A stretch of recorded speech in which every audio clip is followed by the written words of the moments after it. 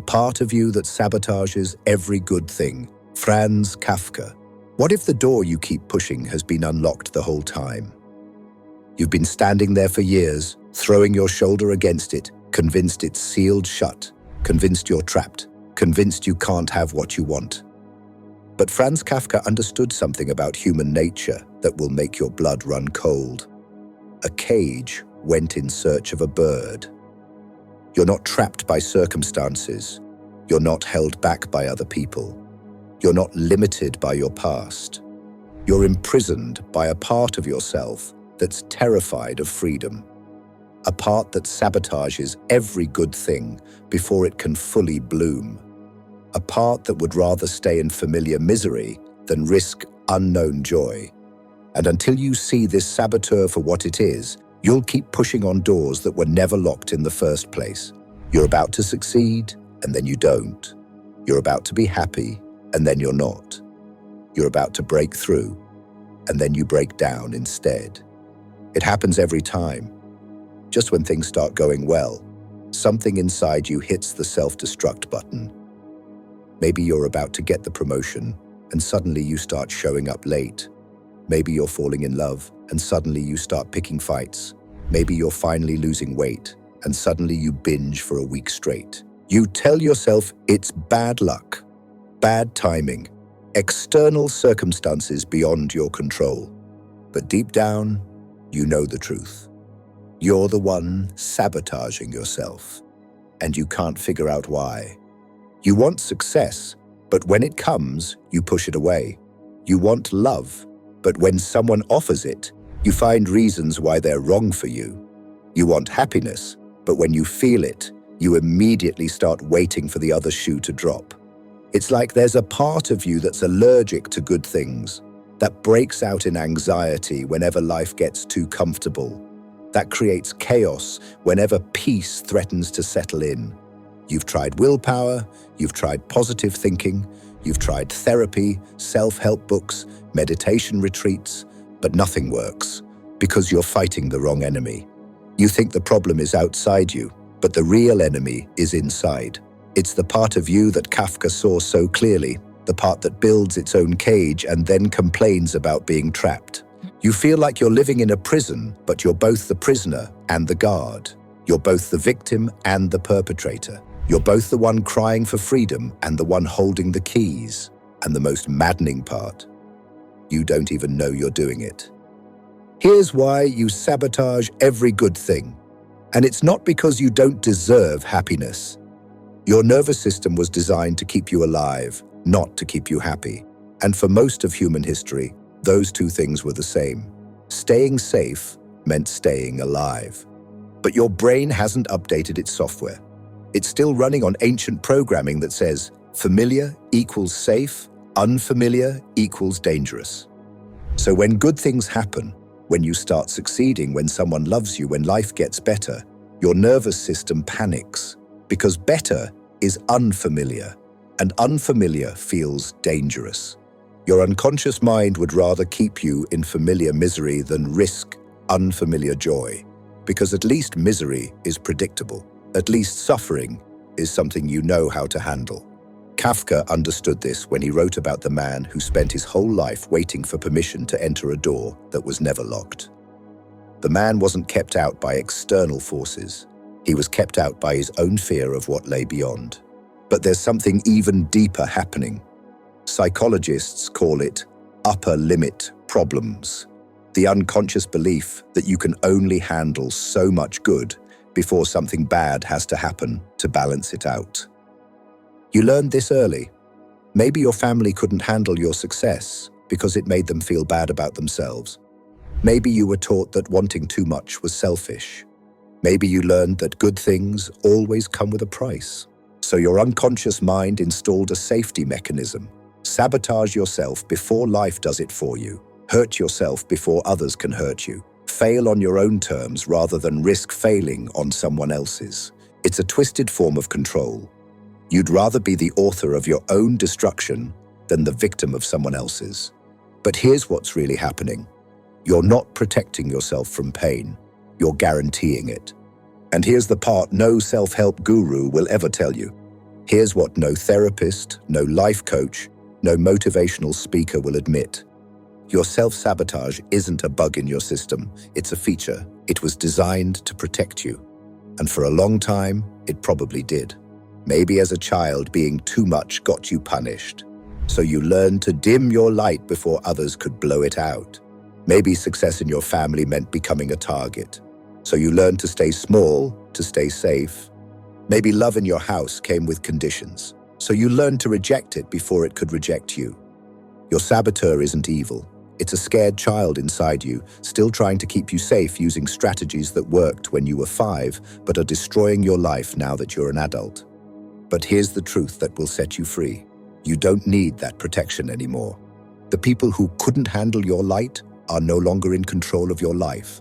The circumstances that made success dangerous have changed. The reasons you learned to fear good things no longer exist. But your nervous system doesn't know that. It's still running on old programming, still fighting old battles, still protecting you from threats that disappeared decades ago. Kafka saw this clearly in his parable of the doorkeeper. The man who waited his whole life for permission to enter was told at the end, "This door was meant only for you. I am now going to shut it." The door was always open. The permission was always granted. The only thing keeping him out was his own belief that he needed to wait. You've been waiting too. Waiting for permission to be happy. Waiting for permission to succeed. Waiting for permission to be loved. But the permission was granted the day you were born. The door has been open this whole time. The only thing standing between you and the life you want is the part of you that's convinced you can't have it. This is the moment most people click away. But stay with me, because what comes next will show you how to finally unlock that door. So how do you stop sabotaging yourself and start allowing good things into your life?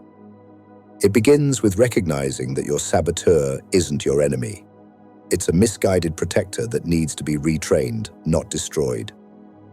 Step 1, notice the pattern. Start paying attention to when self-sabotage shows up. What triggers it? Is it success, love, happiness, recognition? Usually it happens right before a breakthrough, right when things are about to get really good. Your nervous system starts sending danger signals. This is too good to be true. Something bad is about to happen.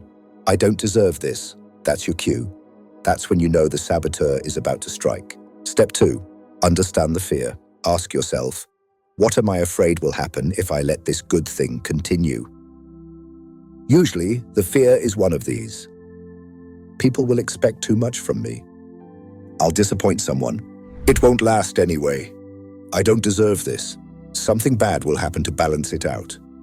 These fears made sense once, but they don't anymore. Step 3, speak to the saboteur. Instead of fighting the part of you that sabotages, try talking to it. I see you're scared. I understand you're trying to protect me. But we're safe now. We can handle good things. We don't need to push them away anymore. This sounds crazy, but it works. Because the saboteur is just a scared part of you that needs reassurance, not resistance. Step 4, take small steps. Don't try to change everything at once. Your nervous system needs time to adjust to new levels of good. If you're afraid of success, allow yourself small wins. If you're afraid of love, allow yourself small moments of connection. If you're afraid of happiness, allow yourself small moments of joy. Let your system get used to good things gradually. Step 5, expect the backlash. When you start allowing more good into your life, your saboteur will fight back. You might feel anxious, guilty, or like you're doing something wrong. This is normal. This is your old programming, trying to pull you back to familiar territory. Feel the discomfort, but don't act on it. Let it be there without letting it drive your decisions. Step 6, rewrite the story. Your saboteur operates on old stories. Good things don't last. I always mess things up. I don't deserve happiness. Start writing new stories. I can handle good things. I deserve joy. Success is safe for me now. Not as affirmations, but as experiments. Test these new beliefs in small ways and see what happens. Step 7. Build your capacity for good. Just like you can build physical strength, you can build your capacity to receive and maintain good things. Practice gratitude without waiting for the other shoe to drop. Celebrate wins without immediately looking for what's wrong. Accept compliments without deflecting them. Step 8. Get support. You don't have to do this alone. Find people who can handle your success, your happiness, your growth without feeling threatened by it. Surround yourself with people who celebrate your wins instead of minimizing them, who encourage your dreams instead of warning you about disappointment. Step 9. Be patient with the process. Rewiring decades of self-sabotage doesn't happen overnight. You'll slip back into old patterns. You'll catch yourself pushing away good things. That's okay. That's part of the process. The goal isn't perfection, it's progress. And when you master this, here's what transforms. Here's what happens when you stop sabotaging yourself and start allowing good things into your life. First, you'll discover that you can actually handle success.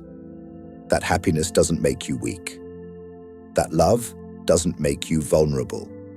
That good things don't automatically lead to bad things. Second, you'll realize that you've been living far below your potential. Not because you weren't capable, but because you weren't allowing yourself to be capable. Third, you'll understand that the door was never locked. The cage was never real. The limitations were never external. But here's the most profound transformation. You'll become the person who opens doors for others instead of the person who's afraid to walk through them. You'll stop being the bird that builds its own cage and start being the one who shows others that the cage was always an illusion. Kafka wrote, "A book must be the axe for the frozen sea inside us." Your self-sabotage is that frozen sea, and recognizing it for what it is, a misguided protector, not a fundamental flaw, is the axe that breaks it open. You'll realize that you weren't broken. You weren't cursed. You weren't destined for mediocrity. You were just scared, and scared people do scared things, but brave people do brave things. And allowing yourself to have good things, that's the bravest thing of all. When you stop pushing on doors that were never locked, you discover that the whole world has been waiting for you to walk through. You'll look back at all the opportunities you sabotaged, all the love you pushed away, all the success you undermined, and you won't feel regret. You'll feel compassion for the scared part of you that was just trying to keep you safe, for the child inside who learned that good things were dangerous. And then you'll feel gratitude, because every door you were afraid to walk through led you to this moment when you finally understand that you are not your saboteur. You are the awareness that can observe it, understand it, and choose differently. If this message hit you in the chest, if you recognized yourself in these patterns, if you're tired of being your own worst enemy, then it's time to make a choice. You can keep pushing on doors that were never locked, keep building cages that were never necessary, keep sabotaging good things that were always meant for you. Or you can start practicing what Kafka knew. Sometimes the greatest prison is the one we build in our own minds. And sometimes the greatest freedom is realizing we always held the key. The door is open. It always has been. The question is, are you ready to walk through? Subscribe if you're ready to self-decode. Because you're not the saboteur. You're not the cage. You're not the locked door. You're the one who can choose to be free.